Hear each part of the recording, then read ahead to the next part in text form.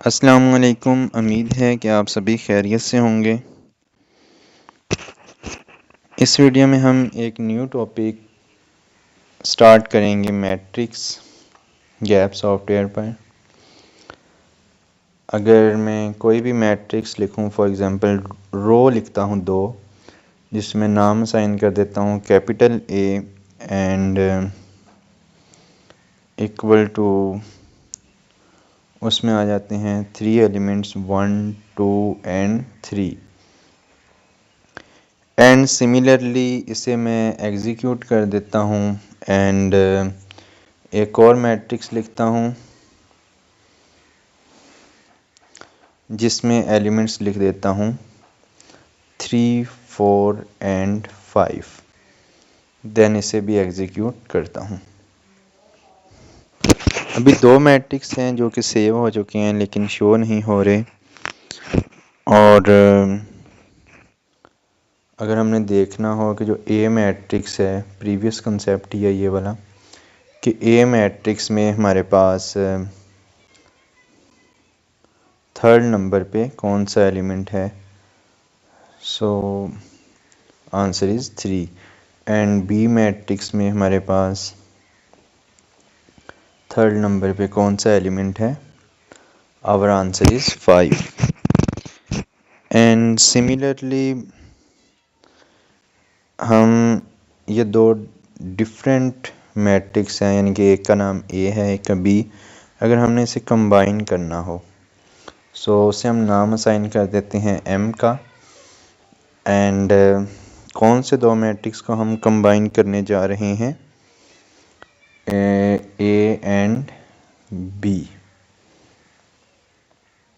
सो यहाँ हम ये कमांड यूज़ करेंगे, देन हमारे पास मैट्रिक्स जो हैं 2 वो कंबाइन हो जाएंगे।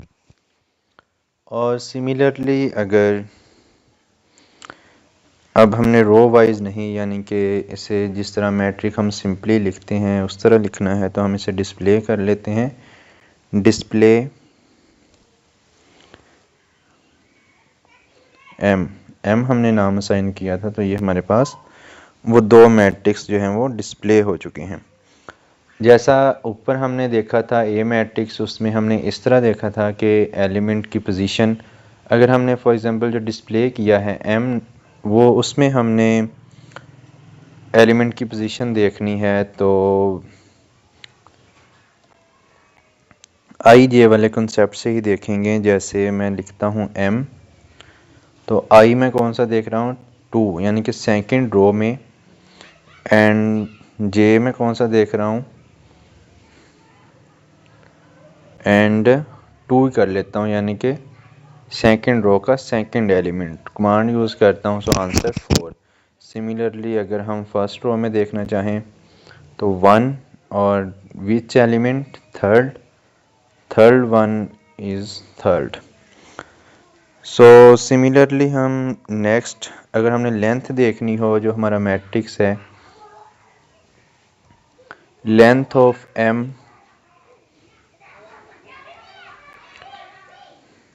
सो ये हमारे पास कितनी है 2। और सिमिलरली अगर हमने इसका साइज़ देखना हो, जो मैट्रिक्स हमने लिखा है, सो साइज इज आल्सो 2। अभी हम फर्दर मूव करते हैं। जैसा एक मैट्रिक्स, हम मैट्रिक का एलिमेंट, स्मॉल एलिमेंट हम ले लेते हैं, स्मॉल ए, सही है। वो हम एलिमेंट लिख लेते हैं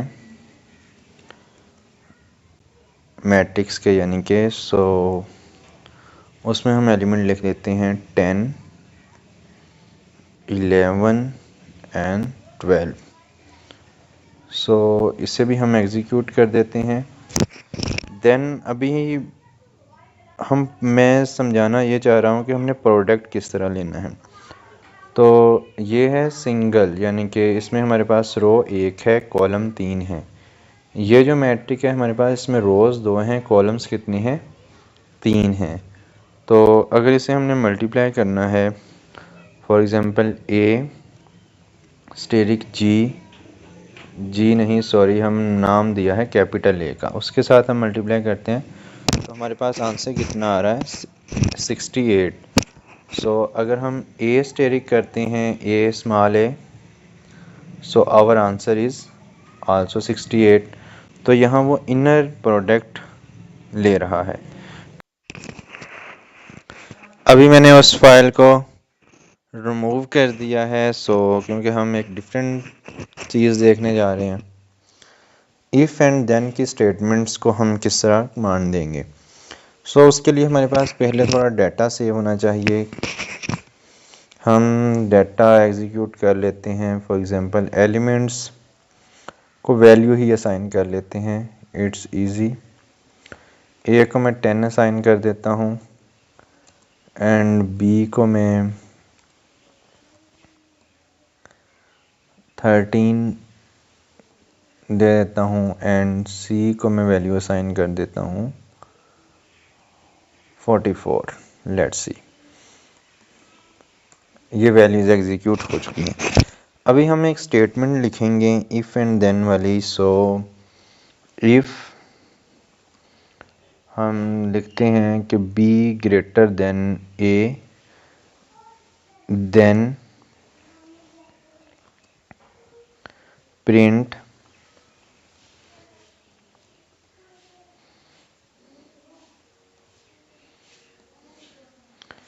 कि 1 इज प्राइम।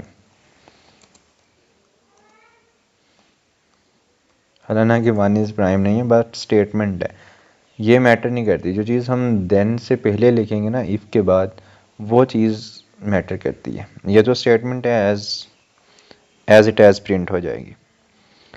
एंड एल्स अगर बी ग्रेटर देन ए नहीं है,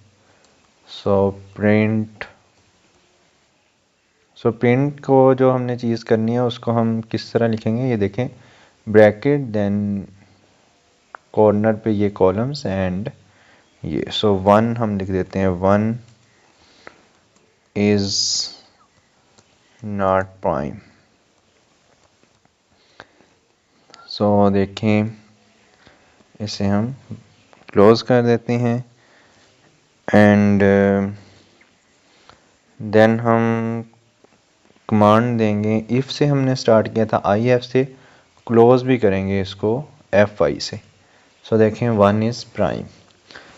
लेट्स सी, अगर हम इसे क्लोज नहीं करते, यहाँ हम इसे कर देते हैं, इंटर प्रेस कर देते हैं, तो ये रिज़ल्ट शो नहीं हुआ।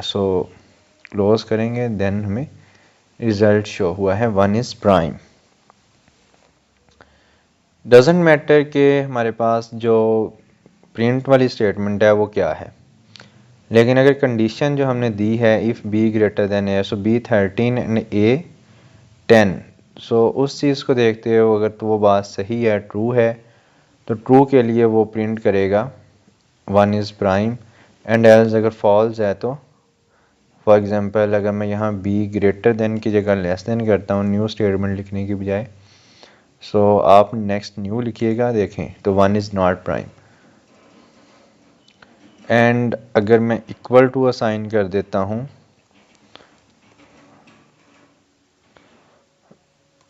देन 1 इज़ नॉट प्राइम, क्योंकि एल्स फॉल्स है ना, इसलिए तो वो एल्स वाली स्टेटमेंट को प्रिंट कर रहा है। एक तो हम स्टेटमेंट यूँ लिख सकते हैं एंड हम स्टेटमेंट अब लिखते हैं अपेंड की फॉर्म में। उसके लिए यहाँ हमने एलिमेंट्स को वैल्यूज़ और वेरिएबल्स को वैल्यूज़ असाइन करके हमने स्टेटमेंट बनाई थी। अभी हम एक लिस्ट बनाते हैं, फिर हम उस लिस्ट का कॉन्सेप्ट यूज़ करते हुए स्टेटमेंट बनाएंगे, फिर हम अपना रिज़ल्ट चेक करते हैं।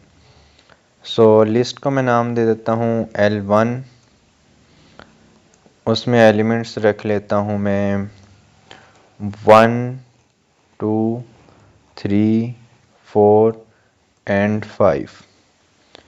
इसे एग्जीक्यूट कर देता हूँ। देन मैं एक लिस्ट फर्दर जनरेट करता हूँ,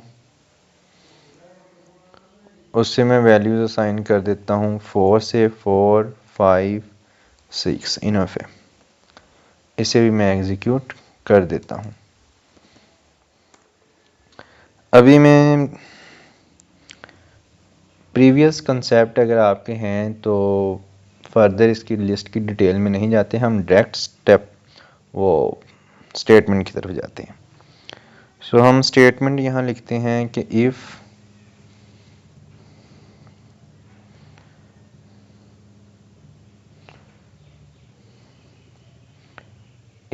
L1 into 4।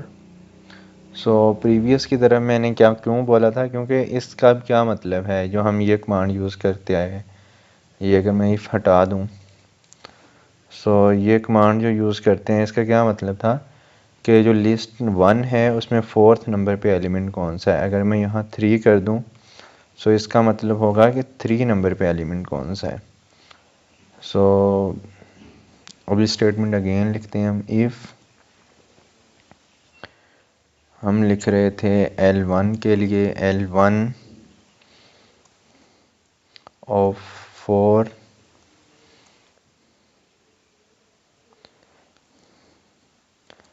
In L2 then append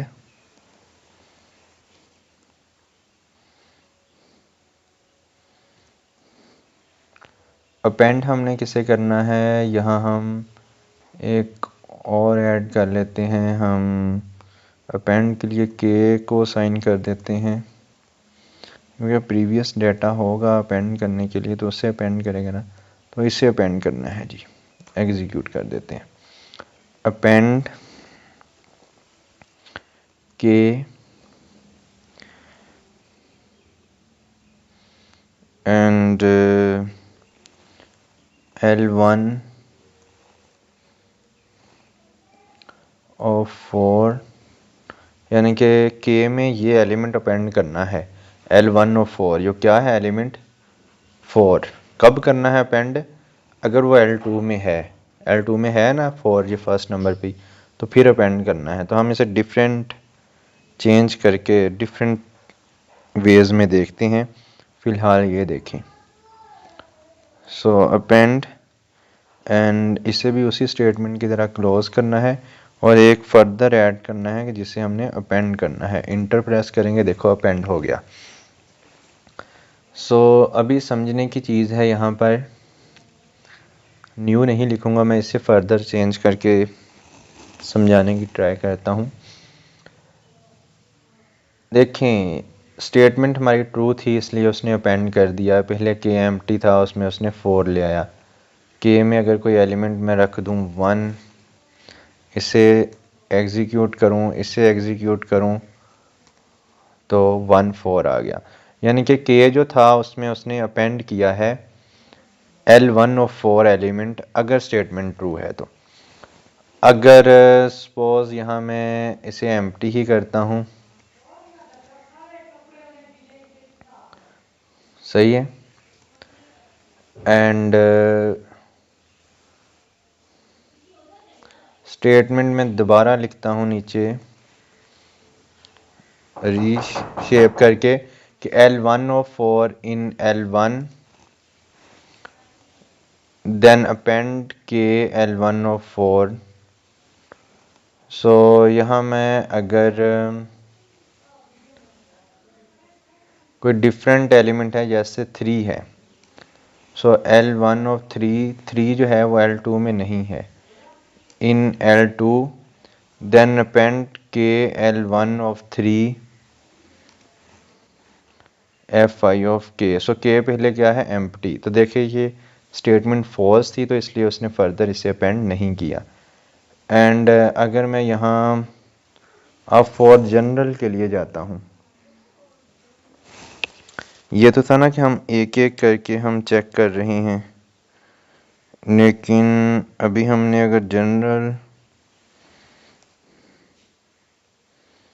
बात करनी हो तो कैसे करेंगे कि यही स्टेटमेंट है इफ़ वाली,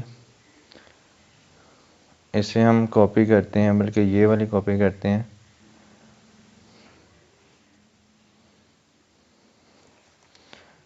एंड उससे पहले हम एक फर्दर क्यू लेते हैं जिसे हम वैल्यू असाइन कर देते हैं, एम्प्टी एग्जीक्यूट कर देते हैं। देन हम यहाँ लिखते हैं n which is equal to, इससे भी वैल्यू असाइन कर देते हैं 1।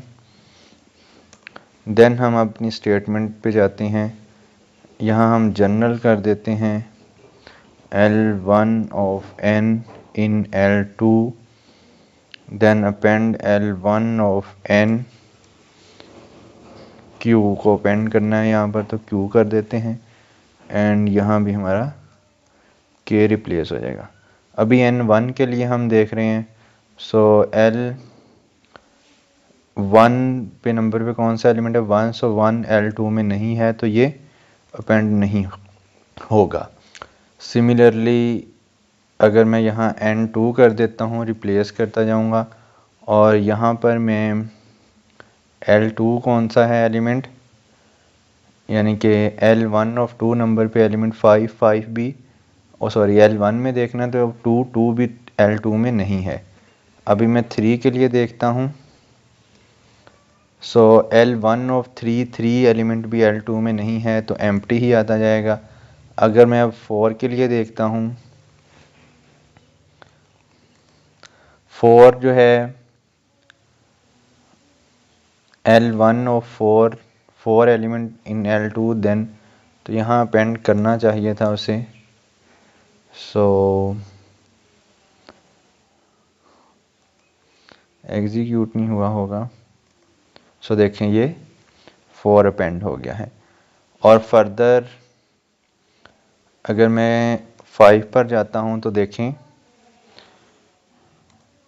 4 क्योंकि L1 और 4 एलिमेंट कौन सा है 4, सो 4 उसमें है, सो ये प्रीवियस भी आ गया है। लेकिन अगर मैं इसे अगेन एग्जीक्यूट करता हूँ, फिर इसे अगेन एग्जीक्यूट करता हूँ तो वो एक 4 रिमूव हो जाएगा। सो ये थी हमारी स्टेटमेंट्स, आप इसकी प्रैक्टिस कीजिएगा। अगर कहीं से समझ नहीं आई तो आप पूछ सकते हैं।